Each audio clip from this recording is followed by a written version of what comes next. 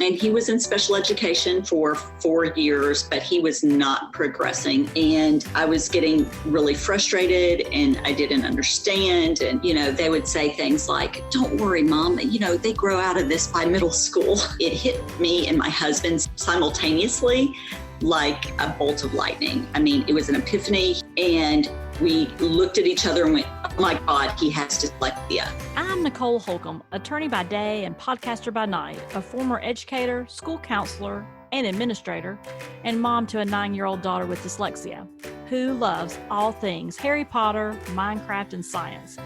A few years ago, she was identified with dyslexia, and our life seemed to turn upside down for a while, quite literally.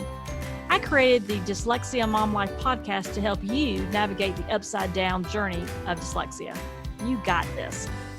If you're wanting to thrive as a mom in this dyslexia journey, then you're in the right place. Let's get started. You are listening to the Dyslexia Mom Life podcast, episode 23. Today, I'm going to be having a conversation with Marianne Young, and I'm so excited to introduce you to Marianne. She's a wife and a mother of 3 and a special education advocate. And she really found her calling as an advocate, working with students with disabilities and differences through working through her youngest child's learning differences and the challenges that she faced while navigating the educational system on his behalf. She's been advocating for families and children for many years, but she officially opened Exceptional Advocacy Services in 2017. Marianne believes that every child has the capacity to learn and that their gifts can be developed. Currently, she works full-time as a special education advocate in 15 different counties across Georgia and Alabama.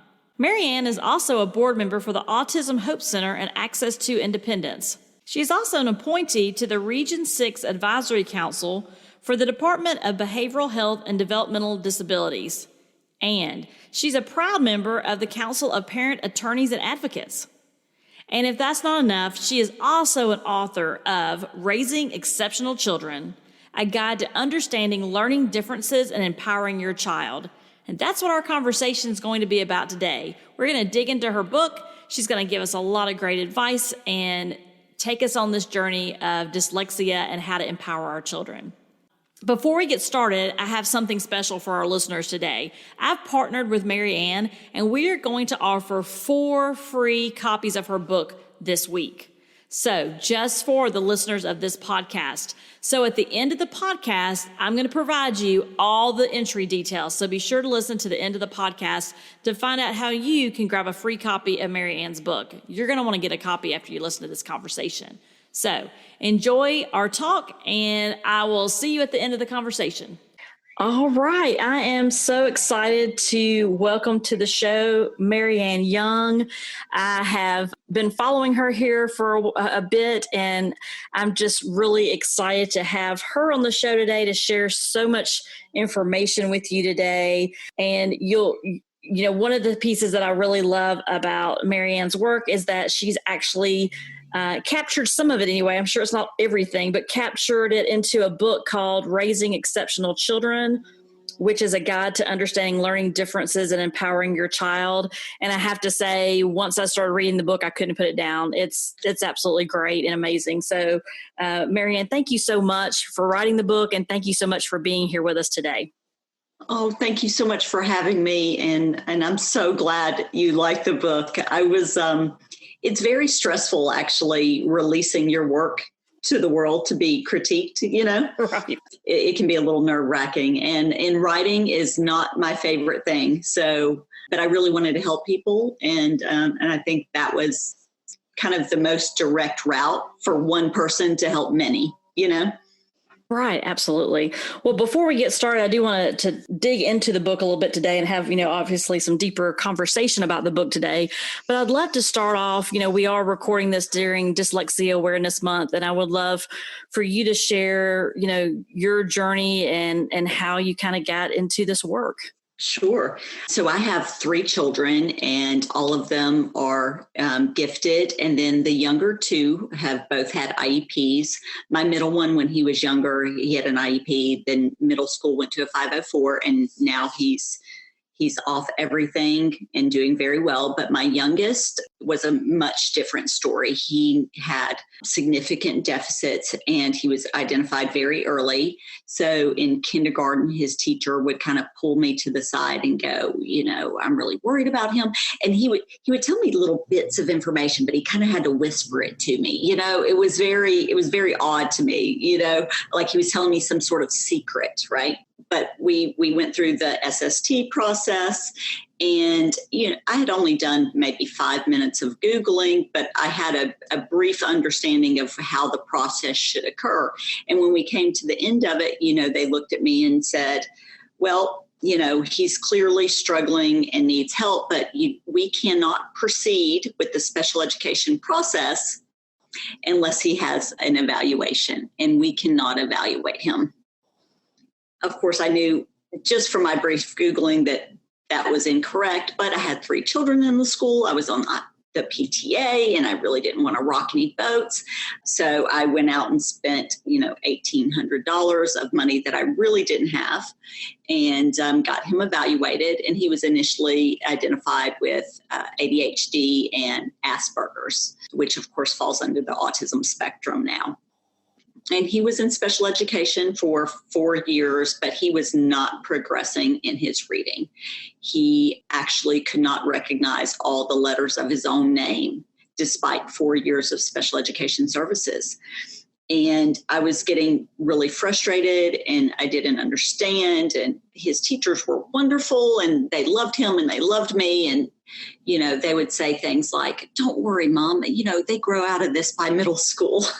And I was like, something else has to be going on. This just isn't making sense. And they, "Don't worry, we teach all kids with special needs, so it doesn't matter. He's fine." And I'm going, yeah, it does matter. I mean, I didn't know anything really, but I know that, accurately defining the problem is a vast majority of solving, finding the solution.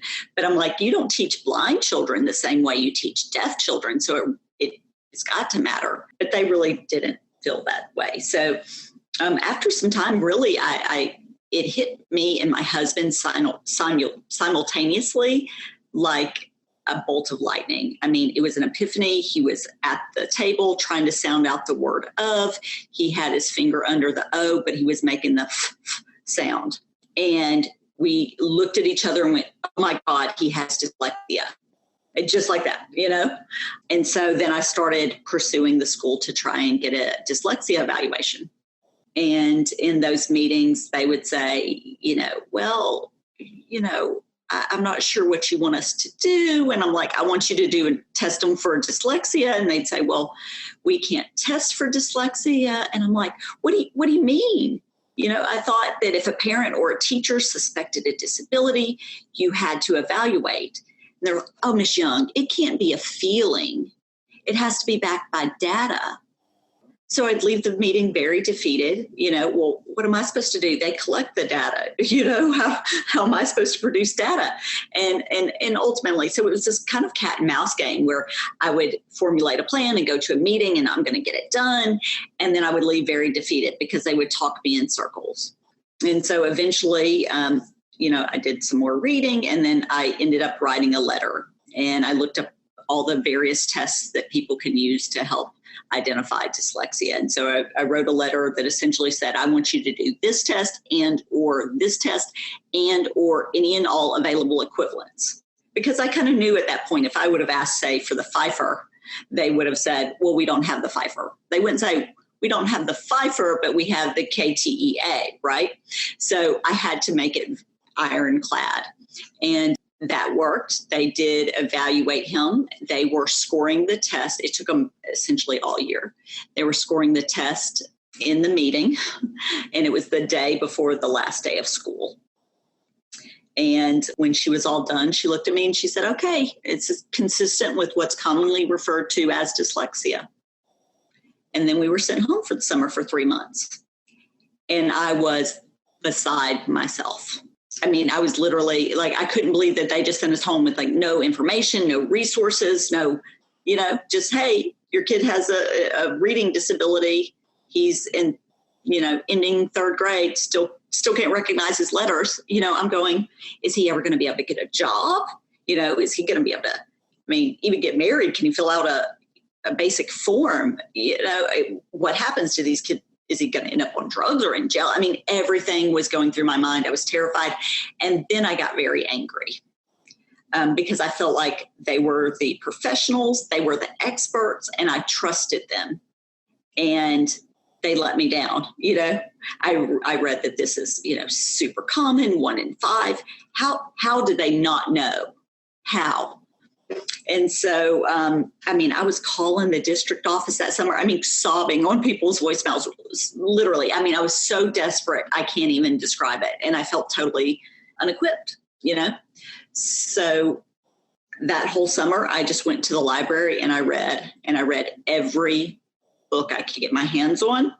And I went back with the game plan. And ultimately, my child is the first child, despite what they said. They used to tell me he was the only kid they've ever had with dyslexia, which we know is statistically impossible. But my child, as far as I know, is the first child to ever receive a multisensory structured literacy in my county. And then after I helped him, I knew that there were a lot of other parents in the same situation. So I had met them kind of along the way, trying to network, trying to problem solve with other moms. And so I started helping other families. Thank you so much for sharing so much there to unpack and kind of talk about. So let's talk about a couple of things before we move on to a different direction. But I really, first of all, appreciate you sharing your journey and your story with us. That means so much because so many people can, I'm sure, identify with what you went through. One of the things I was curious about, if you don't mind speaking a little bit more about, because I get this question a good bit, which is people really struggle around, I'm sure it's not a surprise to you in your work, people really struggle around the piece of the assessment. And you said it took pretty much all year, and then it's the last day of school. And it's like, here you go. Good luck with that. We'll see you next fall. And so, for families that say, well, I asked the teacher and then nothing happened. Can you talk a little bit about that process as far as what you did for follow-ups and things of that nature that might, help a family that's not sure what to do? Sure. So you're supposed to just be able to ask the teacher, right?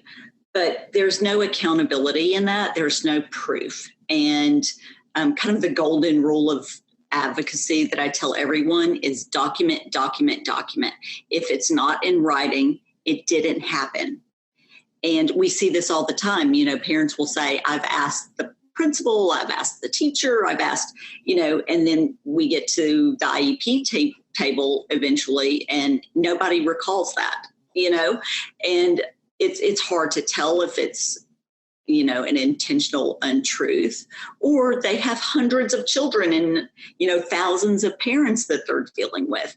So things get forgotten. There's a lot on these teachers' plates, and even the best intentioned people are imperfect. So really, if you want an evaluation, put it in writing, sign it, and then you can either email it to the principal of the school, or you can walk it into the office. I tell people, if you give it to them in person, that you want whomever is in the front office to mark it received with the date and provide you a copy, so you do have proof that you've submitted it. You can also send it, certified mail if you like, but generally an email is sufficient. But putting it in writing makes all the difference. Absolutely. You're so right there, because it just seems like if things aren't in writing, it's so hard to prove later that it occurred. And then many times people's memories are what they are. And well, I think she did. I'm not sure she did. And so it helps all parties, and it helps you as the parent too, to go back and reflect on, oh, well, it feels like 2 weeks ago, but it was really 2 days ago. So it also helps you kind of with your own timeline as well as follow-ups and things. So thank you for that. Okay, so I want to talk again a little bit more about the book. A couple of things. One is, I love that, some of the books are very extensive. Some of them are very scientific. Some of them are, yes, they're just huge, right? They're volumes almost, and it's hard to digest for a parent. And so I love that yours is a very practical approach. I love that it's it's not too long. It's just like the right amount of length as far as, being able to get through the information and get through the chapters, but it has a little bit of a punch there, right? I mean, it is like, this is where you should go and this is the information you need. And I find that to be very helpful and insightful. One of the things, though, for people that might not be aware of the terminology exceptional child or exceptional education, before we dive a little bit more into raising exceptional children, when you think of an exceptional child as it relates to your advocacy work in your book, how do you define an exceptional child so that way the audience kind of knows what we're talking about today? Sure. So exceptional children includes children with disabilities, but it also includes children with giftedness, because children with giftedness also develop asynchronously sometimes, right, unevenly. And so they have a lot of the same challenges. So it's inclusive of both ends of the spectrum regarding learning and developing. Okay, thank you for that. One of the pieces that really spoke to me, I don't know how much you know about my background, but prior to going to law school, I was a school counselor. So I worked in elementary, middle, and high school, and I taught some college psychology classes. So I really enjoyed many parts of your book. But one of the pieces that really spoke to me personally as a mom raising a child with dyslexia was your vision statement and your master plan. Sometimes I find that I think we have the assumption that we drop our child off at the building and everything is taken care of. And so I love the idea of the vision statement. So let's start there a little bit. When you say as a family for your child, I don't know if you have individual vision statements for each of your three, or if you do that as a collective. Can you speak a little bit about when you talk about a vision statement, is that for a particular child? Is that for a family? And how would someone go about creating a vision statement? Sure. I'm trying to find the section in my book. It's been a while to reference. I apologize. So it should be for the individual child. So I have 3 children. So you want to have one for each child. And, here we go. I'm so sorry. You're fine. So, right. So ideally, when you're creating a vision statement, sometimes parents have different ideas about their children's lives than the children have. And if they're capable of adding their input, they really should. My son wants to be an electrical engineer. And actually, I used my son as an example, Tanner. So that's how we start his plan off, with what are your aspirations? Of course, you want it to be practical, but you want them to aim high as well. But just a brief conversation really is all you need with your child. Consider their strengths and weaknesses, right? Maybe they don't have a specific end in mind, right? They just know that they like math and they like building things. And so you might have to guide them into what type of careers will work with those strengths. But just a conversation with your child is all you need to do. You don't have to do any special inventories or anything like that. And it should be, like everything in life, a living document that changes over time as your child's, strengths or weaknesses change. And I love the part of, you talk, I noticed a bit about the vision statement, like you were saying, just that, where is it aspirationally the child wants to go, that you want to help them achieve, their larger goals. And like you said, for some, they may not know for exactly, but they may have an idea of where their strengths are, what they're interested in.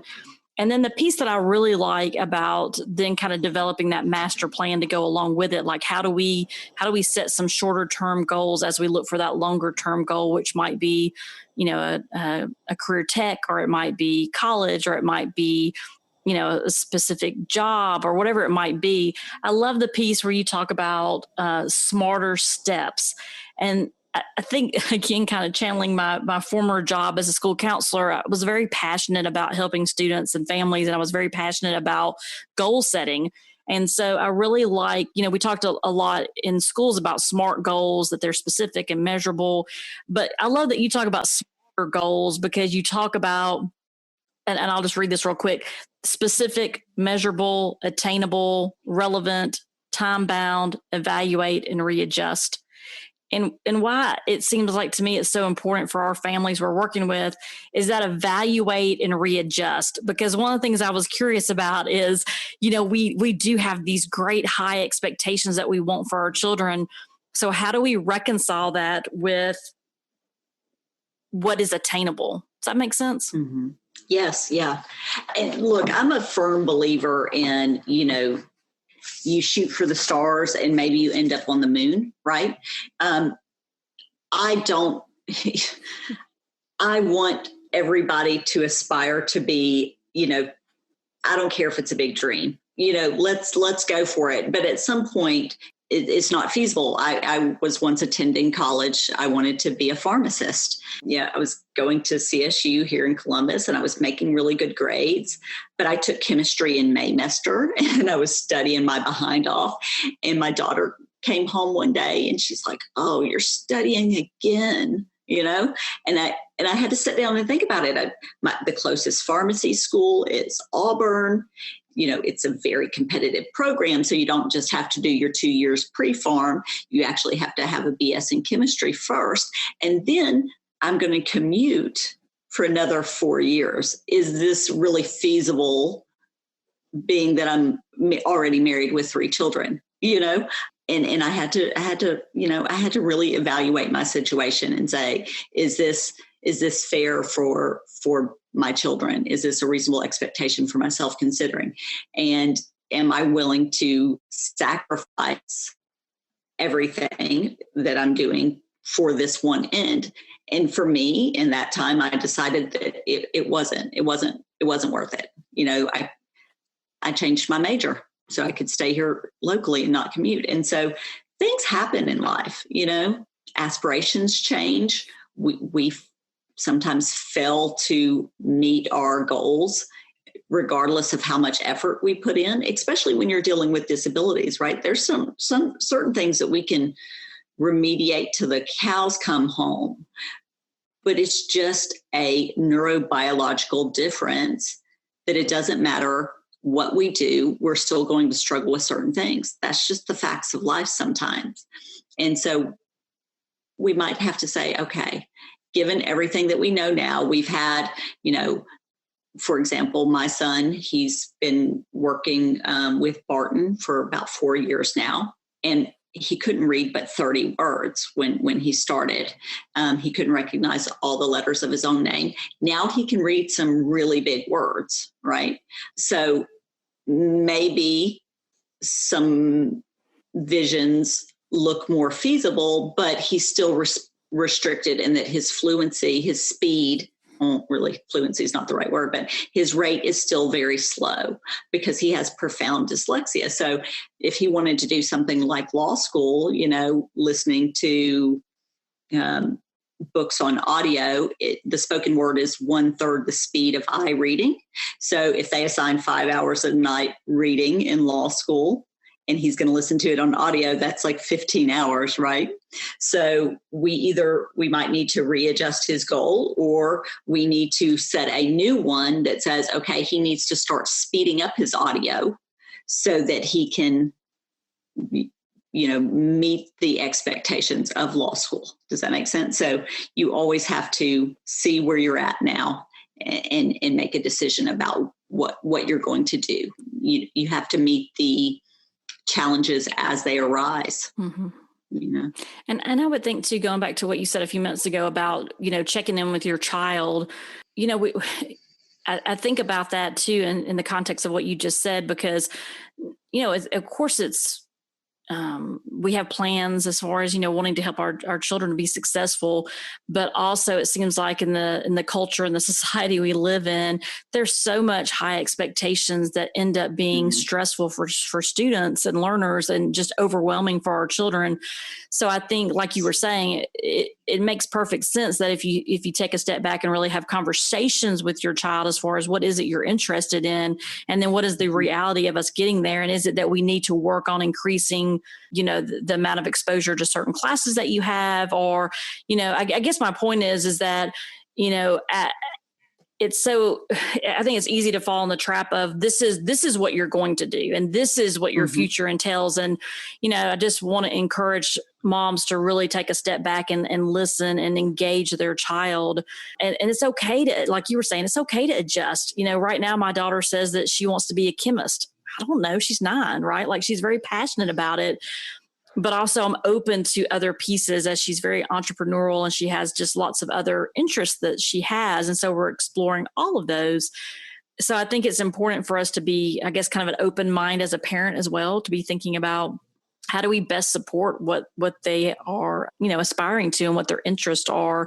Because what I don't want to see happen is, I worked with so many students where they were just frustrated and overwhelmed and, had really almost mental health concerns because things were so stressful and they weren't able to communicate with their family to say, I'm not even interested in that. And I don't want to spend the next, 8 years in school or whatever it may be, or maybe I'm not interested in going into the family business. So I appreciate that you're having those conversations throughout your book as well as to remind people that not only the vision statement, but as far as having that plan of where do we go next. And it could be, you gave an example in your book. It could be just as simple as your child reads on a first grade level and they're in 4th grade and you would love to figure out how do I get them reading on grade level. And I think you had kind of like a tiered approach. It might not be that you can catch up 3 or 4 years in 1 year. Really, it depends on, your individual child and how severe their dyslexia is.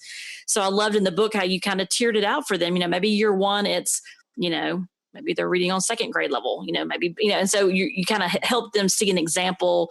And so it could be that your master plan is just that right now. It doesn't have to always be career minded. I think eventually you get there though. Right. And that's how I write IEP goals too. If I know, in Georgia, you need to be 1250 Lexile to be college and career ready. We can literally, take where you're at, subtract that from where you want to be, and then divide the difference over the years to say, okay, what is the bare minimum we have to achieve to get them where they need to be? And so the math just makes it easy for me. It makes it make sense. Yeah, it's less subjective. Right. And so it gives them those shorter term goals and more objective basis too, to see if they're hitting those goals and if that's attainable. That makes sense. Absolutely. Part of the piece you kind of move into next is, as we think about these pieces of raising these amazing children, how do we set our child up as well to have 2 different, I guess, thoughts is, how do we set their mindset up to be, you hear the term growth mindset and fixed mindset. So, how important do you believe it is for us to be working on the mindset with our children? What are your thoughts around mindset? For me, I think it's huge. Not only is my son dyslexic, but probably the bulk of my clients are as well. And confidence, self-esteem, where it goes, almost everything else follows. And so, and unfortunately, a lot of times when your children have struggled, especially for an extended period of time, because a lot of these kids are not being identified, 2nd, 3rd, 4th, 5th grade and beyond, they develop this negative inner dialogue. They feel they're stupid. These are the words that they say to themselves. And so I think it's really, really important that they know that this is not fixed. This is not, your struggle right now is not how it's always going to be. It doesn't mean that you're dumb. Maybe you don't have all the information or the skills you want to have, but you can obtain them through hard work. This is the number one discussion I have with my son. Tenacity and work ethic will get you basically anywhere, regardless of your limitations. With very, very few exceptions. Huge. Right. And another piece that comes up, I think, too, going right along with that is really encouraging our children that because I believe this in myself. I tell my supervisors, whoever that might be, I believe I'm a lifetime learner. Like I'm always learning, I'm always exploring. And I think, as we think about how to best help our children too, these years are hard. I mean, there's no ifs, ands, or buts around that. These are very difficult academic years for our children. But I think if we can explore and have a larger conversation about learning, and maybe it's learning how to, have the best technique for soccer, or maybe it's that I'm learning how to sew, or maybe I'm learning, how to start a business, whatever it might be. Those are all pieces of learning. They might look different, but, one of the things that I hope with our daughter is that, to get her to see that spark and want to learn more in those areas. We know reading is going to always be difficult probably for her because she's pretty severe, but I also know that there are ways to remediate her and to work around that and to accommodate those pieces as well. So I'm sure you have conversations with your son as well, as far as, trying to explain, because I don't think students always understand, or our children don't always understand that learning doesn't happen only in the classroom. Right. I feel I'm the same way. I'm a lifelong learner. My mother was the same way. It's something I love, which is why I was so upset about his struggles with reading, right? Because that's how I learn. I learn by reading. And so I felt as though at the time, if he couldn't read, he couldn't learn. And that's the devastating thing, really.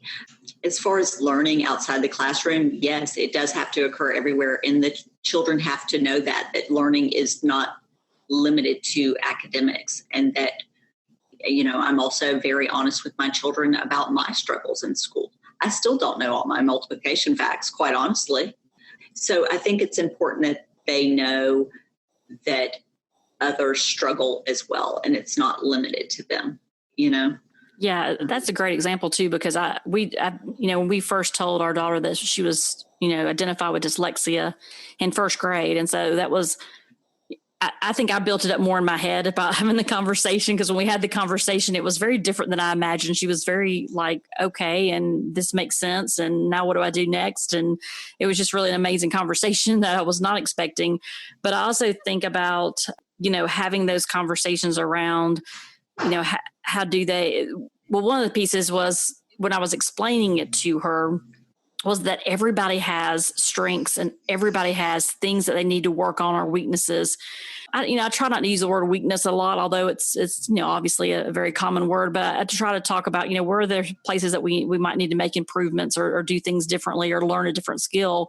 And so I tried to, give practical examples. We were able to have a conversation using people that she knows in her life that are important to her to say, although everyone's different, but we have different strengths. And so you can go to each person for different things to help you learn different pieces of just life. And I think that's so important for them to see kind of a broader picture. Yes, you're struggling academically, but I guess the point I wanted to make or ask you about is, really bringing it back to, we all have that. Like you said, math, like I cringed when you said multiplication facts, because hello, my hand was raised over here, because it's just like, oh my goodness. We just all have them, right? And I think it's important for our children to understand that we are all human and we all have strengths and we all have weaknesses or things that we need to improve on. Or when we have to do those things, we have to work that much harder. When I went to law school, I had just turned 30. I didn't have any children at the time. I thought, well, if I don't go now, I'll never go. And I had to study 7 days a week. 7 days a week. And I would have to reread things because I would get halfway. And if anybody's ever read a case, you get halfway through and I was like, oh my goodness, I don't know what that just said. Start over. And my whole background had been in education. It had not been in contracts or criminal law and all those things that I had to learn that first year. But I made it, but it was difficult, right? And so I think it's important for our kids to see we're human and that we struggle. But I also think it's just this part of life, but I think it's important to also, validate that for our children, that we're not perfect. Absolutely. Absolutely. Because they do, but with their struggles, they tend to internalize and think this is a me issue, right? I'm the only one going through this. And they can really have this very ugly inner dialogue that is just, I mean, it would be heartbreaking if they say it out loud, and some do. But yeah, I think kind of the term we're talking about really is multiple intelligences. And I love that. And I talk to my son about it as well. It's so important. So important. Absolutely. Thank you for listening today. What a great conversation with Marianne. And you know what? She's going to be back real soon to talk all about special education advocacy. You're not going to want to miss this one.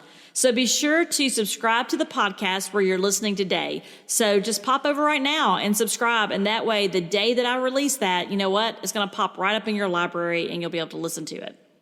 So who's ready to win a book?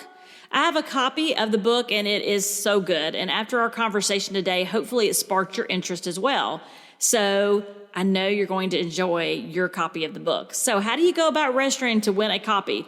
What you're going to do is you're going to send me an email at Nicole, and that's spelled Nicole, at dyslexiamomlife.com. It's all together, no spaces. So it's Nicole at dyslexiamomlife.com. And in the subject line, what I want you to put is free book. How simple is that, right? So you're going to email me, Nicole at dyslexiamomlife.com, with the subject line free book. And that'll register you to win a copy of Marianne's book, Raising Exceptional Children, A Guide to Understanding Learning Differences and Empowering Your Child. Registration will be open all week. So whenever you listen to this podcast, it'll be available, except if you listen to it late. So if you listen to it during that first week it's released, registration for the free books ends on Friday, October 30th. And we will be randomly choosing the winners and sending out emails on Saturday, October 31st. So we're going to choose 4 winners. Who knows, maybe a few more. And we will be sending everyone that registers an email to let you know who won the free copies. I'm so excited to get this book in your hands, and I so appreciate Marianne for giving us this opportunity. So what are you waiting for? Go subscribe and send me your email. You got this. Go have a fantastic week, and I'll be right back here next Monday to provide more great guests and great conversations. Take care. Talk to you soon.